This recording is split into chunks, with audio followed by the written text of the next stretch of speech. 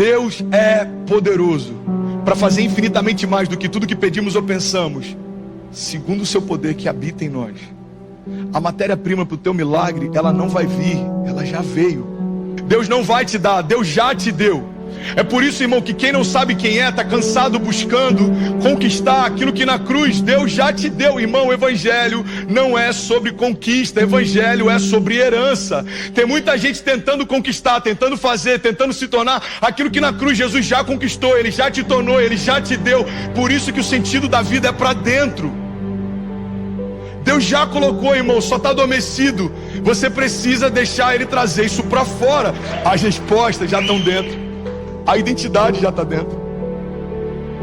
O desígnio já está dentro. Agora, sabe qual que é a loucura? A gente está fraco por fora porque a gente está fraco por dentro. A gente está em crise do lado de fora porque a gente está um caos do lado de dentro. Cara, isso é muito forte. A gente está com medo do lado de fora porque a gente ainda não foi ativado do lado de dentro. A gente está fraco do lado de fora porque na verdade estamos fracos do lado de dentro. Você percebe Paulo em cadeias, em cárceres, escrevendo cartas que hoje são as bases do Novo Testamento. Vai falar para Paulo que o problema era o que cercava ele. Paulo, irmão, está dentro de uma prisão cantando louvores, as portas se rompem. Paulo está dentro de uma masmorra, de uma prisão, escrevendo cartas que a gente lê e são a base do Novo Testamento até hoje. Paulo naufraga, chega numa ilha, picado por uma serpente, começa a curar pessoas. Não tinha tempo ruim para Paulo. Por quê? Porque os tempos eram favoráveis? Não, porque ele não era mais refém do tempo. Ele fala, agora eu considero viver é Cristo, morrer é lucro. Irmão, Paulo entendeu que o sentido da vida era para dentro. Havia um leão que despertou dentro de Paulo. Então não importa o que diziam sobre ele, o que pensavam sobre ele, o que faziam contra ele. Eu sei quem eu sou, eu sei o que eu posso, e eu vou até o final, porque Deus disse que faria. A gente olha para fora o tempo inteiro, mas vamos ser sinceros, a gente quase nunca olha para dentro. Irmão, a minha geração está em crise porque investe mais em academias do que já investiu em toda a sua história em autoconhecimento. Investimos em estética muito mais do que investimos em essência. Pessoas lindas por fora, vazias por dentro. Por quê? Porque a gente gasta muito tempo olhando para fora e a gente quase nunca gasta tempo olhando para dentro. Tem muita gente achando que no próximo estado vai viver algo novo. O problema não é o estado que você está, não é o estado que você mora, o problema é o estado que você está. Não é a Flórida que vai mudar a tua história. Não é o calor da Flórida que vai te alegrar. Não é o frio do norte que vai te abater. Não é a prosperidade da Califórnia que vai te abençoar. É o estado que você está, irmão.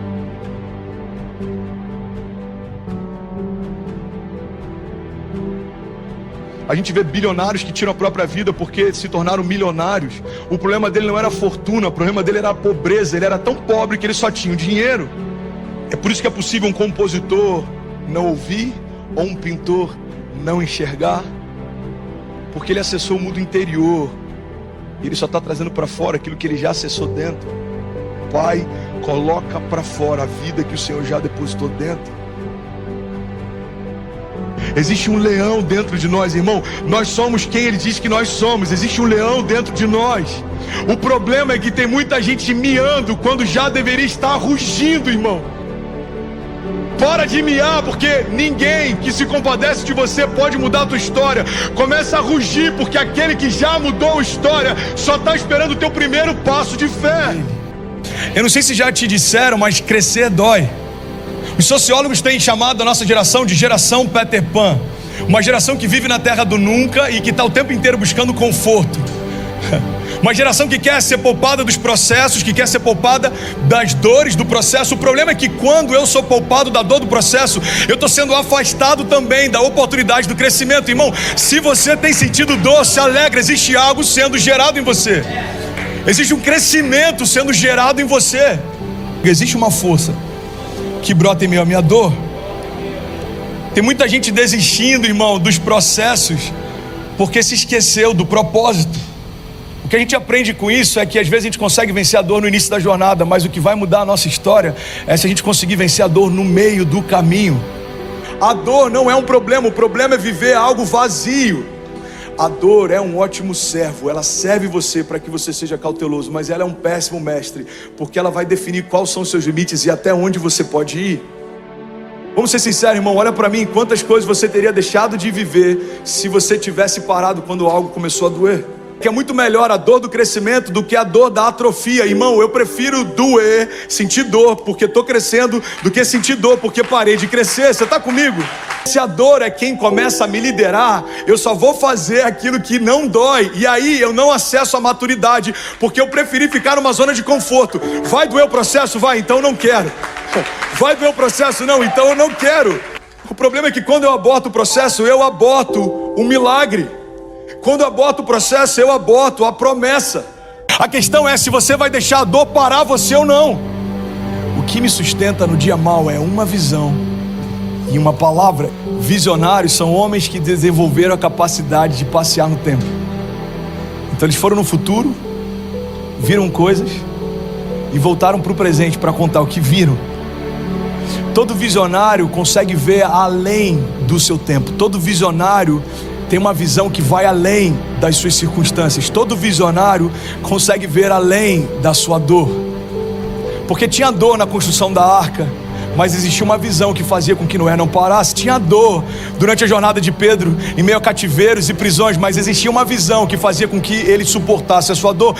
Você está num trabalho que você não faz o que você gostaria de fazer, você não está descansando como você gostaria de descansar, mas quando você lembra da sua família, você continua fazendo o que tem que ser feito. Porque a visão da sua família e do propósito pelo qual você faz o que faz é o que sustenta você no meio do processo. Irmão, se eu me esquecer da visão que Deus me deu para fazer o que eu faço, no primeiro combate, no primeiro conflito, eu paro de fazer o que eu estou fazendo.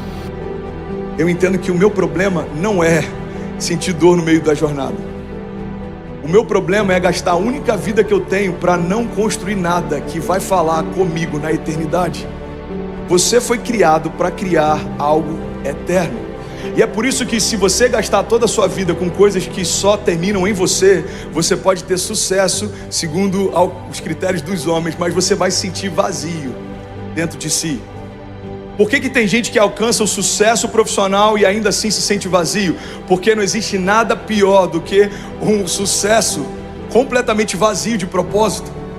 Então a gente tem que entender que se a minha natureza é criada para a eternidade, a única coisa que preenche ela são frutos que eles vão ser gerados para a eternidade. Você foi gerado para a eternidade. Você deve conhecer centenas de pessoas que tiveram sucesso aos olhos dos homens, mas ainda assim são vazios de Deus. Porque não tem nada pior do que um sucesso sem propósito.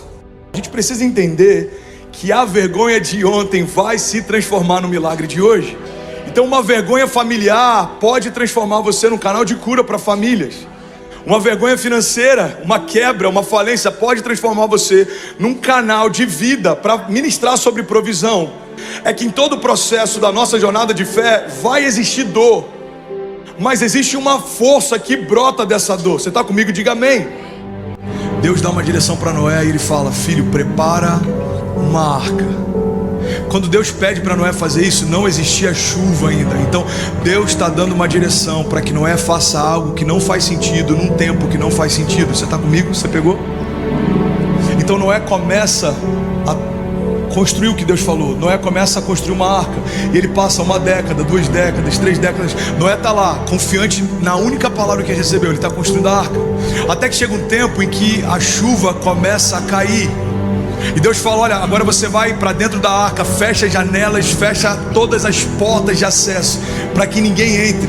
Irmão, do lado de fora da arca estavam todos aqueles que caçoavam de Noé, enquanto ele construía a sua base de proteção. Irmão, Noé parecia estúpido, até que as primeiras gotas de chuva caíram. Pega essa chave. Não dá para começar a construir a arca depois que as primeiras gotas de chuva começaram a cair. Tem muita gente parando no meio do caminho porque Deus já te disse o que fazer, mas você só quer fazer quando a crise chegar. Tem muita gente parando no meio do caminho, porque quando as gotas começam a cair, fala: é verdade, a crise está vindo, eu preciso construir uma arca. Deixa eu te falar, irmão, não dá mais tempo. Toda palavra que Deus te deu, Ele está antecipando uma crise que ainda está por vir. A gente olha para um problema, para um gigante, para uma muralha, para uma tempestade e fala: Deus, me livra desse problema. Deus está dizendo para alguns de nós: eu permiti que esse problema chegasse até você, para que a partir desse momento você vivesse um novo nível. E o problema é que às vezes a gente está olhando para fora, esquecendo que as maiores tempestades estão acontecendo dentro. Irmão, nenhum barco afunda pela quantidade de água ao seu redor, porque todos eles navegam em meio ao oceano. Mas todo barco que afundou é porque em algum momento deixaram a água entrar. Você está comigo? Diga amém. Essas crises têm muito mais a ver com como você está do que como as coisas estão. Às vezes a gente está angustiado achando que a nossa crise é o final da nossa história, quando na verdade o poder do Evangelho não se revela só quando um problema vem, mas é como a gente reage a partir desse problema. O problema não é de quem está liberando lixo, o problema é de quem está levando isso para dentro de casa. O problema não são as más notícias no jornal, o problema é se os jornais são o meu devocional. O problema não é se a mídia está querendo espalhar terror sobre a população. O problema é se eu não carrego uma palavra de esperança. Irmão, todo lugar que não foi preenchido por Deus vai ser preenchido por alguém. Então, se eu não estou sendo preenchido de palavras de esperança, de fé, de vida, a primeira má notícia vai encontrar espaço dentro de mim. Fé não é a certeza de ondas calmas.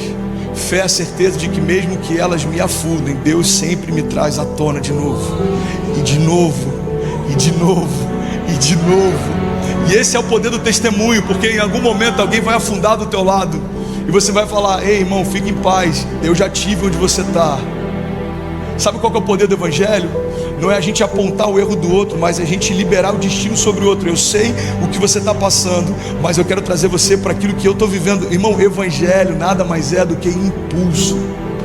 É você pegar alguém que está lá embaixo e trazer para a mesma altura que você está.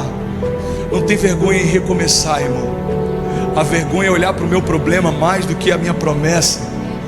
A vergonha é esquecer que dentro de mim existe a própria vida de Deus. Irmão, não tem vergonha em passar por dificuldades, mas você não pode parar em meio a elas. É normal, porque a fé, ela precisa ser falada se a gente espera que ela também seja vivida.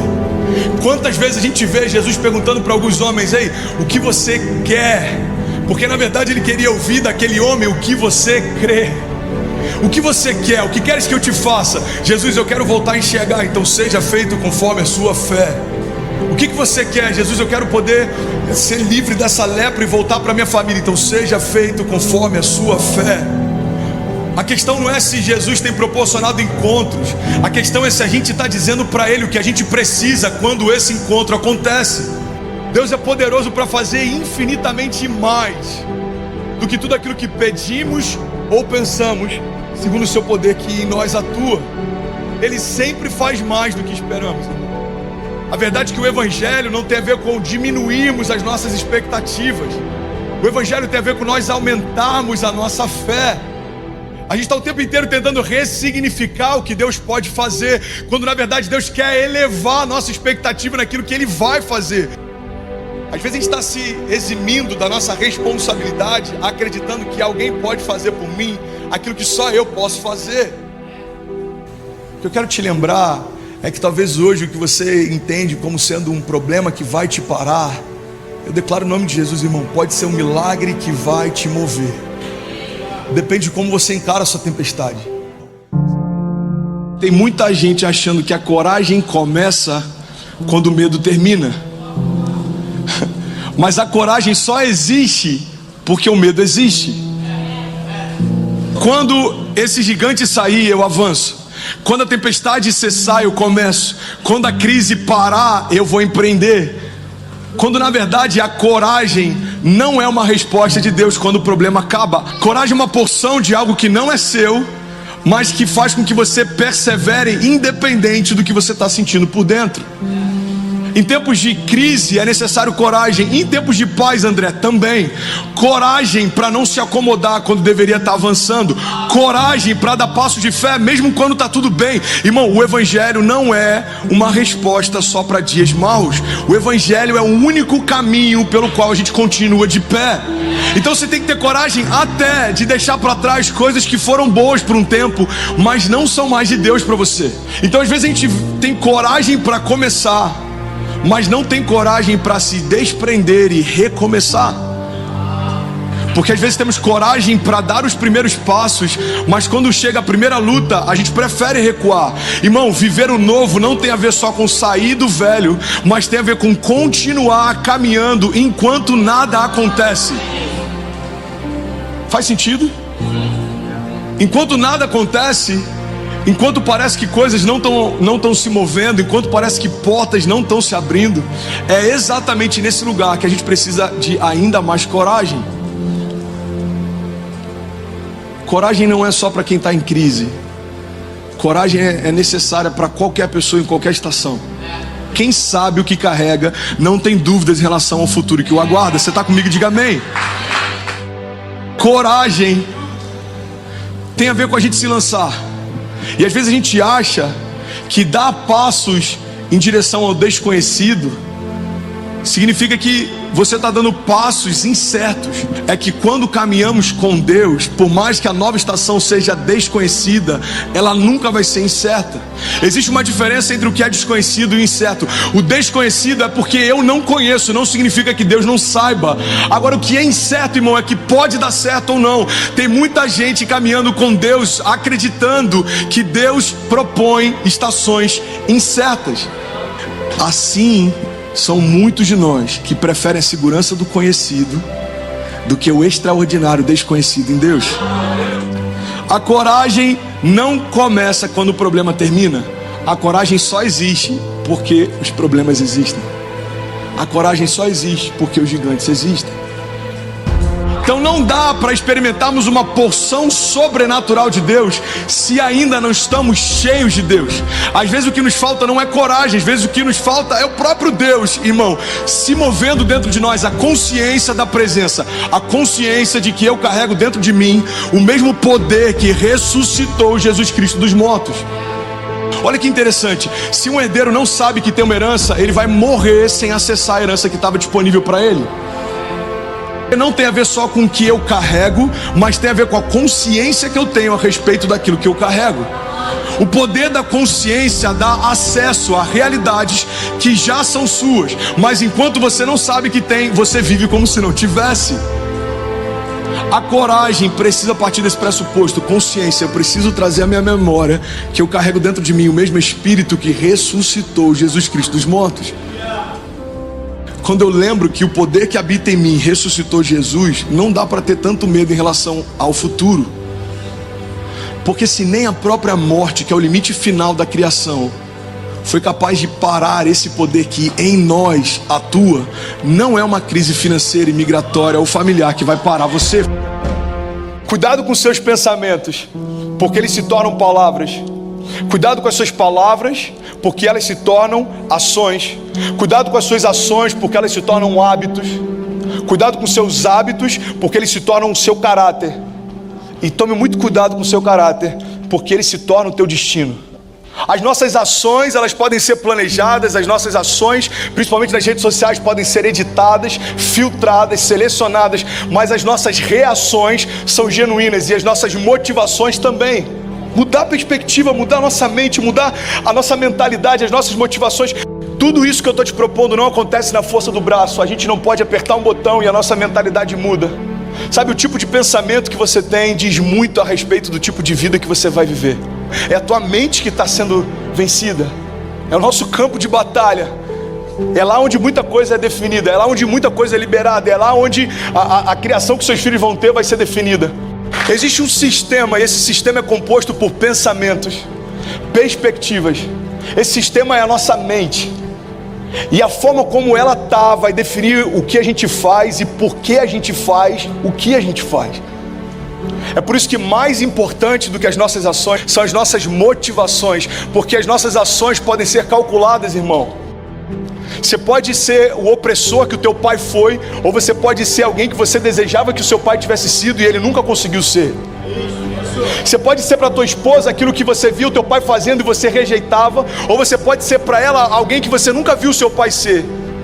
Quando a gente define o tipo de pensamento que tem, a gente vai definindo que tipo de história a gente vai construir. Por que eu estou passando por crise? Então, irmão, eu não sei. Eu só sei de uma coisa: quando você vencê-las, você vai sair muito mais fortalecido do que antes delas. As crises não alteram o nosso caráter, mas elas revelam o nosso caráter. Então vamos parar de usar a crise como justificativa para a gente não caminhar segundo a altura da identidade que tem. O problema não é a crise, o problema somos nós. Não é a gente fingir que não tem nada acontecendo. A fé não é a gente fingir que aquilo não está acontecendo. A fé é a gente não dar para o problema um lugar de governo sobre a nossa história. Você não vai ignorar uma realidade. Agora o que você não vai fazer é dar para essa realidade um papel de governo na tua história. É reconhecer o que existia e declarar o que vai existir. Todo mundo achava Noé estúpido, até que choveu. Noé começa a construir algo que não fazia sentido, para um propósito que não fazia sentido, mas Noé passou a enxergar as coisas segundo a dinâmica com que Deus enxergava também. Eu fico imaginando as pessoas passando por Noé e falando: cara, deixa de ser estúpido, você está construindo algo para uma chuva que nunca existiu. Todo mundo que me conhece diz que meu casamento já era, mas a minha fé diz que eu vou viver os melhores dias da minha vida com a mulher que Deus me deu. As nossas batalhas, elas são quase sempre ganhas na mente. Agora, a Bíblia já fala disso há séculos atrás. Está lá em Provérbios 23:7. Assim como você vê e assim como você pensa na sua alma, assim você é. Alguém que está em crise, ele consegue pela imaginação já se imaginar falido. Por que alguém tira a própria vida? Porque na sua imaginação ele já imagina que o futuro é pior do que ele desistir de viver. Alguém que está em crise no casamento, ele já se imagina solteiro. E aí quando ele vai perceber, se divorciar já não é algo que assusta tanto, porque na mente dele já é uma realidade faz tempo. A grande questão é que quando a gente não blinda a nossa mente, aquilo começa a tomar espaço, até que aquilo que incomodava no início não incomoda mais. E quando a gente menos percebe, aquilo já se tornou uma realidade. Por quê? Porque um dia você deixou que uma semente entrasse e agora ela já frutificou, irmão. Quando a gente está procurando fora do nosso casamento aquilo que Deus já liberou para você dentro do teu casamento. Quando a gente está procurando fora de Cristo aquilo que Deus já te prometeu e liberou para você em Cristo.